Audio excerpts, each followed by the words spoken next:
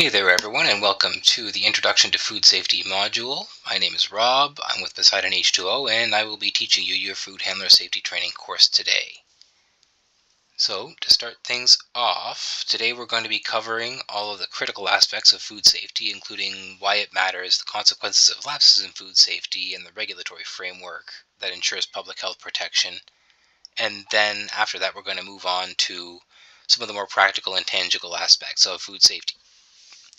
Like, we're going to learn a little bit of microbiology, we'll learn about chemical biological contamination, and then we're going to get into the meat and potatoes of HACCP audits and inspections, and then we're going to go into the actual food handling processes. So the first part of the course is pretty theory heavy. It's the first chapter, I think, is the longest, but once we get through the first chapter, everything else is just going to kind of drip off. It's going to go fast. So without any further ado, we're going to jump right into the first part of the course. So on this chapter, we're going to focus on the general food safety practices, legislation, roles and responsibilities for food handlers, and those associated with the food industry. Just a little bit of housekeeping.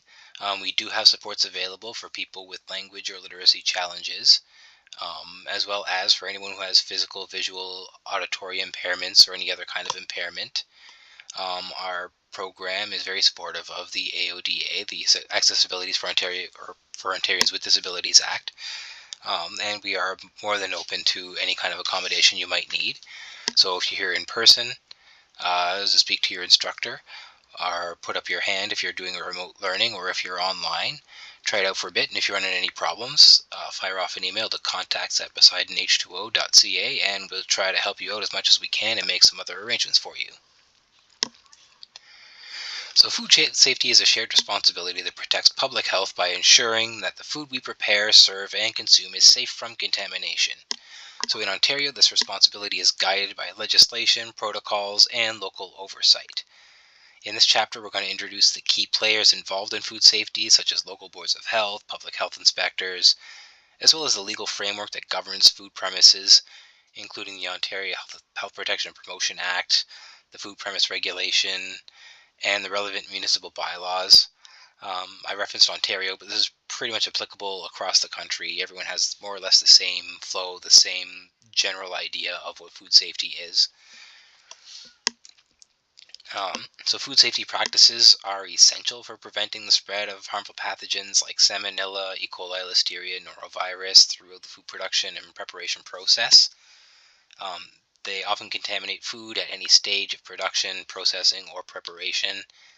And the purpose of us here today is to try to help people in all positions understand how pathogens grow and how they're spread, and how we can prevent the spread of those contaminations and prevent future contamination.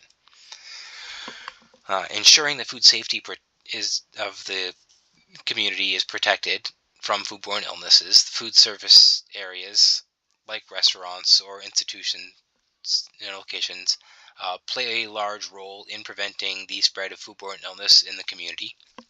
And I'm sorry, I need to take a little drink of water here. But even so, the vast majority of these illnesses and outbreaks happen in the home through undercooked chicken, undercooked poultry, or mishandled food, or through touching pets and recontaminating food, but we'll get into a little bit more of that down the road. Suffice to say that the majority of these things happen in the home. We're also going to cover that there are severe impacts, especially for the significantly vulnerable populations like elderly, the children, pregnant women, or immunocompromised people. They usually have immune systems that have either not developed sufficiently to protect them, or have had some kind of event like an illness or injury or surgery that causes their immune system to become less able to resist illnesses, and they can lead to more serious and severe outcomes when they do become ill. So to protect the public health, their rule is to generally implement a rigorous food safety protocol, and that'll help you build trust with your customers. It shows the community that you take their health and their safety seriously. You'll know that the public reputation of a place plays a big role in how your business can do and how it can grow and thrive. And one incident where a number of clients become ill can have a huge impact on how a business grows or doesn't grow. When customers know that a food establishment prioritizes food safety, they're more likely to become repeat clients, and they're also more likely to recommend the business to others. So, as we move through the course, we're going to get a sense of how we can boost their confidence in our food premise and in our ability to keep our guests, clients, and customers safe and happy and healthy. So, adhering to food safety regulations, it can help businesses avoid legal issues, fines, sanctions, and on top of helping to protect your reputation from being ruined. There can be serious legal consequences for being responsible for an outbreak. In most localities, they have strict rules regarding who can serve food to the public and how that can be done. The rules generally apply to everyone, whether you're a regular food premise or a person or a group hosting an event or a barbecue. Compliance with local, provincial, and federal laws helps to ensure the safety, well-being of customers, and that you won't run into any unwelcome news or delays. So be sure to contact local authorities before opening a restaurant or food premise, or before hosting any barbecues or local fundraisers, just to make sure that there's no extra permitting or inspections required. You should also check to make sure that you're not going to be running afoul of any local or jurisdictional regulations, which may clearly outline what expectations there might be for a foodborne premise. There are regulations that can cover almost every aspect of food preparation, from where it can be made, what kinds of tools or utensils can be used, what they can be made out of, all the way up to like what methods of preparation can be approved. So be sure to read through your area's food premise regulations to be sure you got everything accounted for. Foodborne illnesses can range from mild stomach discomfort to severe conditions that might require you to be hospitalized or might even be lethal or fatal. So it's important to be mindful of what you eat, where you eat, and when, as well as the opposite way of what you're serving and how and why and to whom, as it can be difficult down the road to narrow down specifically what food made you ill or didn't. If you become ill, it's important to try to be mindful, get medical attention as soon as possible, and if you're in one of those vulnerable groups, it's important to understand that you might be at higher risk for severe outcomes as a result of an immune system deficiency or compromise. It's a common theme, which will recur frequently through this program, underscoring how vital it is to be mindful of those vulnerable populations. So the treatment of foodborne illness involves significant healthcare expenditures. The costs can include emergency room visits, hospital stays, medical treatments, ongoing care for chronic conditions. This is only the direct costs too. There's also the indirect costs involved in the healthcare system that we have to cover, the cost of investigation, then the litigation if there's an issue that arises with the food premise. Um, so when you factor in, you're paying for the nurses, doctors, inspectors, the closures of premises, temporary or permanent closures of long-term care homes if an outbreak happened in a home.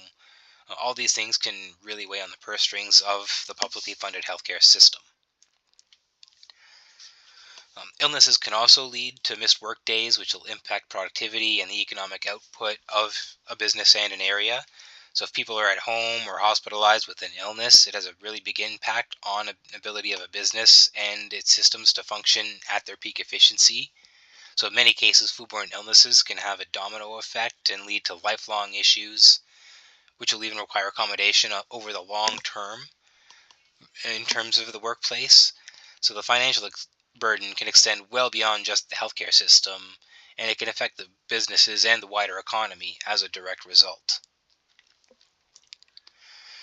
There's also the direct financial harm to the business. So you have loss of business is another concern on top of the loss of productivity. When there's a foodborne illness in your premise or even your home, few people are going to want to visit or do business with a business that has a reputation for causing outbreaks or illnesses. And food establishments linked to outbreaks often suffer substantial financial losses due to decreased customer trust and patronage. So, in severe cases, businesses may face temporary or permanent closure, not even as a result of government action, but just because they lose the trust of the customer base.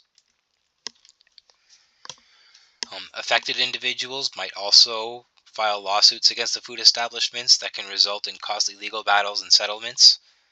This creates a good deal of loss in terms of direct monetary loss, but also in terms of time lost to mounting defense, attendance at meetings in court.